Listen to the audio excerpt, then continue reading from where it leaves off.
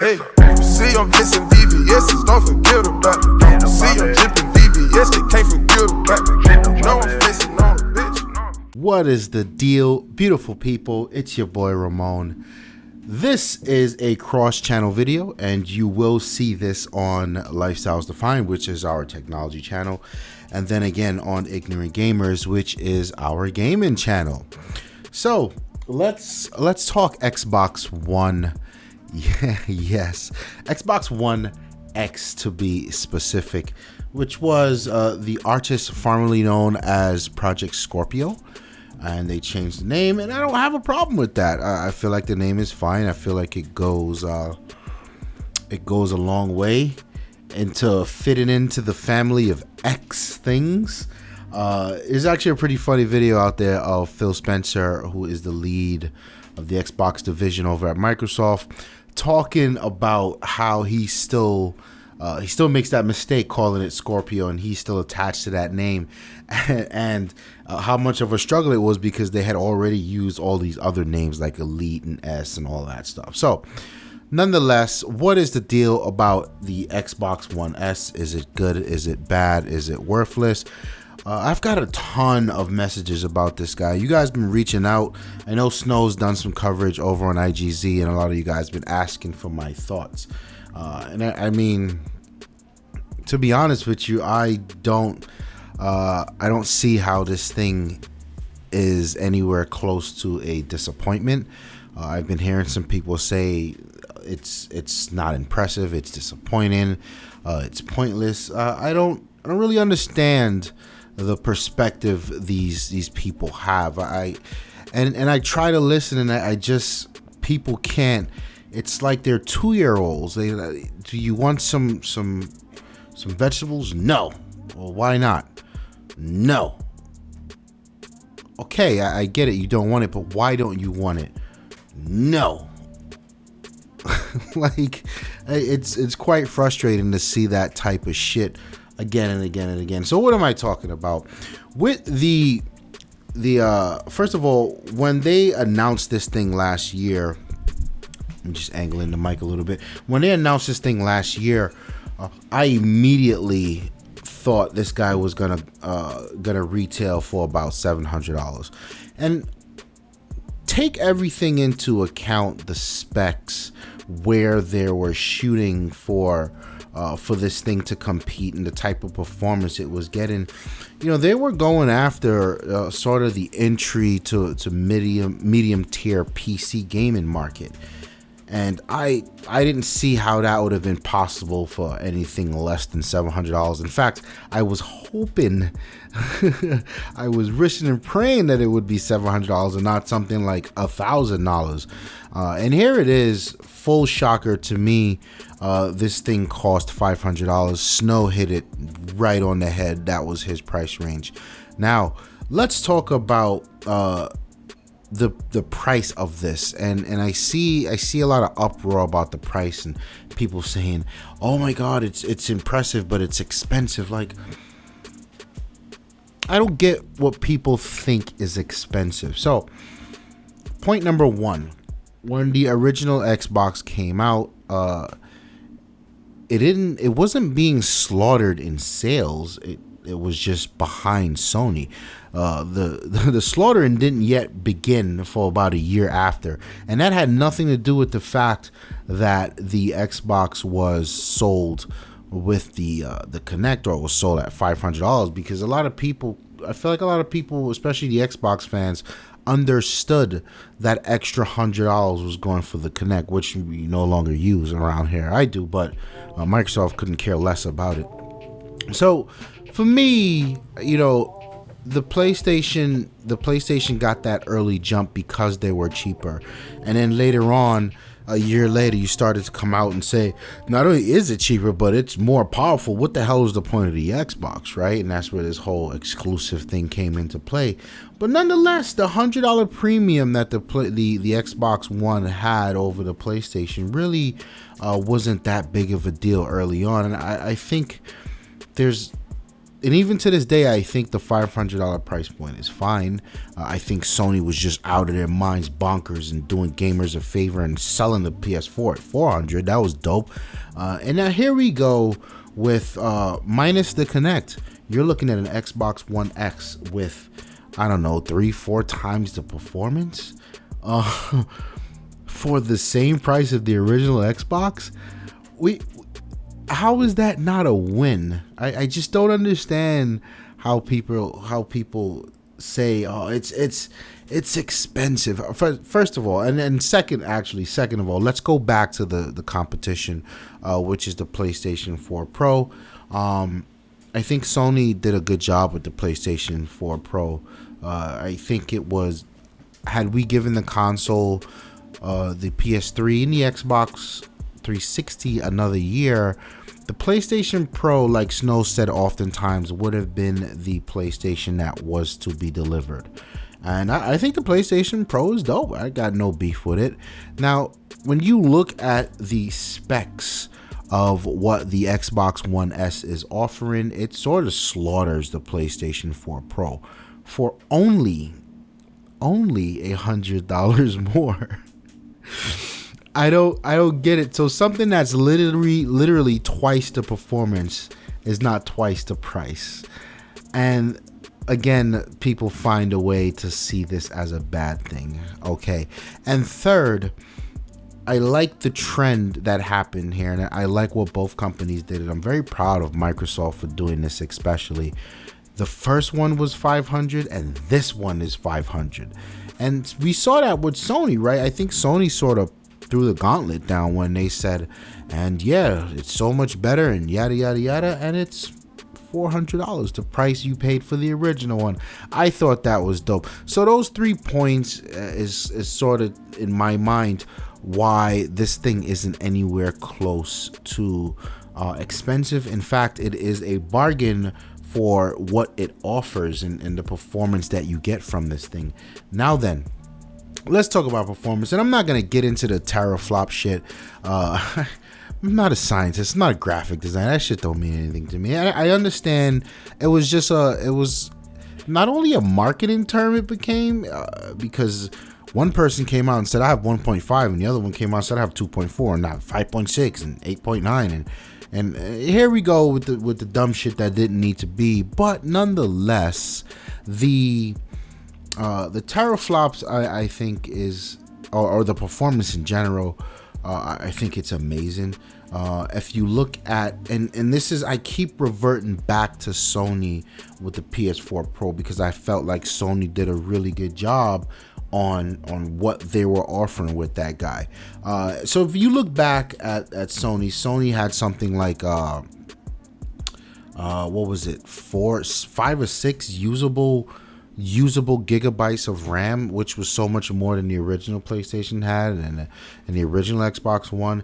And then Microsoft is sort of doing the same thing here. In fact, there is another gig of RAM available to the developers over what Sony's offering. So that says something there. And then the GPU, of course, is in a league of its own. So all of this horsepower, impressive horsepower, PC-like horsepower, right? What is the point here? What is Microsoft telling us? Well, there's 2 things, really. One of them is sort of hidden. And I feel like if you're a real gamer, if you care about, if you're in the comment sections arguing about specs and arguing about teraflops and gigs and floating, all that dumb shit, then this is something I shouldn't have to explain to you. But again, some people are off the fucking rail and they don't seem to be thinking correctly. Now, the first is 4K. Microsoft was targeting 4K with this guy, and the way they went about it, I thought was particularly intelligent. They had already had all this data from the PC world. They had all of this data. They could lean on their third-party developers. They could lean on the OEMs of the graphics cards. They could lean on the raw data that Windows 10 collects. And they said, okay, what kind of hardware is going to be required to make a machine capable of hitting 4K at 60 frames a second? for me, the glory in that question was always the 60 frames a second. It said to me, yes, that the gaming industry is finally, not the gaming industry, outside of the PC industry, acknowledging the fact that it's the frames per second that makes the difference in the experience, not the resolution. And I thought that was super dope. And that's, they compiled all that data and they ended up at what they chose, which is why they're touting it as the most powerful console ever and blah, blah, blah, blah, blah. They had to land in some firm PC territory to get that 4K resolution at 60 frames a second. And I applaud them for doing the homework and thinking of that angle on how to attack and how to get to the goal. The second part of this that I feel remains hidden, and this is something I'll touch on toward the end of the video. This is the promised rock solid 60 frames a second we were supposed to get with the original Xbox One on a 1080p display. Here's the thing. So even though I'm not quite ready to buy a 4K TV because I don't think any of them are worthwhile in the gaming world yet, I have a plasma, so you make of that conversation what you will. The benefit for me to buy the Xbox One S, even with a TV that is not 4K, is I'm going to get 1, downsampling, and 2, rock solid frame rate. That alone makes it worth it. And kudos to again Sony, because Sony was implementing the same thing on the PlayStation 4 Pro, and it worked a little differently, but nonetheless it's there. And here goes Microsoft, and they're doing the same thing. So I think this is super dope. I think for someone who doesn't have the latest and greatest, to be able to get a benefit out of it is pretty dope. Now, what I wanted to touch on, I guess I'll touch on it now, wait to the end of the video, is these guys, both Sony and Microsoft, mid-console, because this is what everyone's calling it, mid-console generation, are now delivering what they promised. We were promised games at 60 frames a second and they never hit it. So this is this is part of that world now, and I mean, I guess better late than never, but god damn it, guys, I gotta spend more money to get there.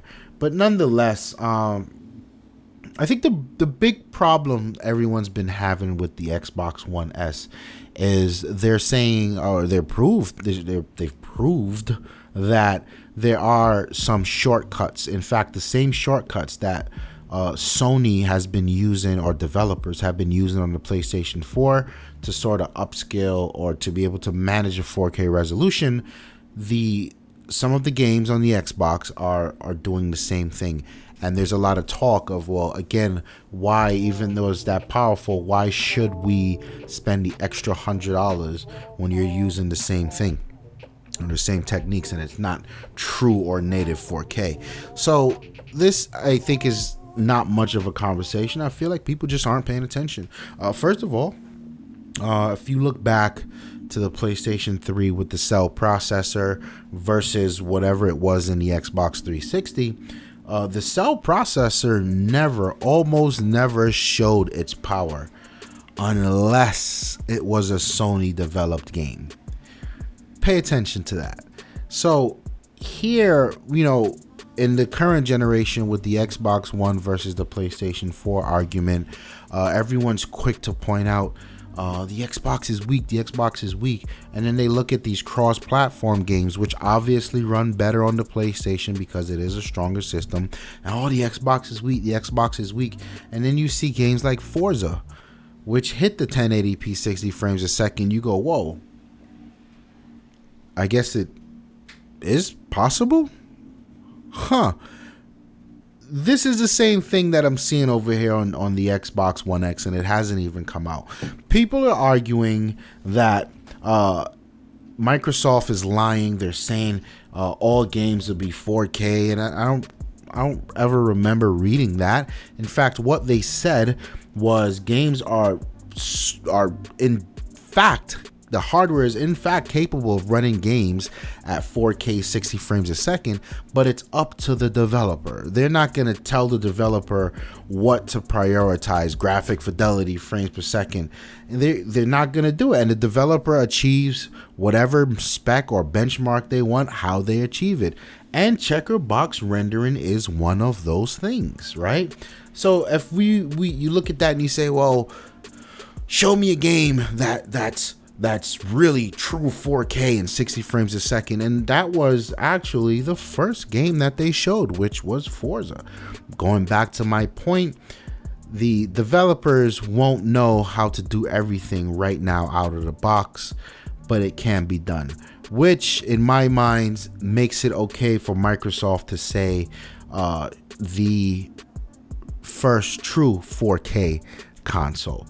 Right? And now if we throw Sony in the mix there, we haven't seen any real, I don't expect any of these cross-platform games to not include checkerboard rendering. I think on the PlayStation, at its power spec, it's sort of required to at least play in the ball field, but I expect like Uncharted or something to come out and blow minds. And the real test here is, so we know there's no checker box rendering in the Forza. If there's checker box rendering in the Uncharted and that's Sony and they know how to do it, well then the whole true 4K thing is true, right? So we'll have to wait for that. Overall, I felt pretty impressed with what the Scorpio was. I don't think it's expensive. I don't think Microsoft lied about 4K. I'm excited to actually see the performance and the downsampling, how much sharper the downsampling is on 1080p. And $500, I think that's a hell of a price, man. And it comes down to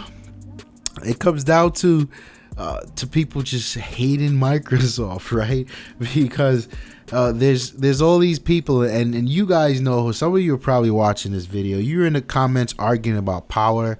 Now what do you do with yourself? How much bridges are you gonna find to jump off, right? Because what do you do now?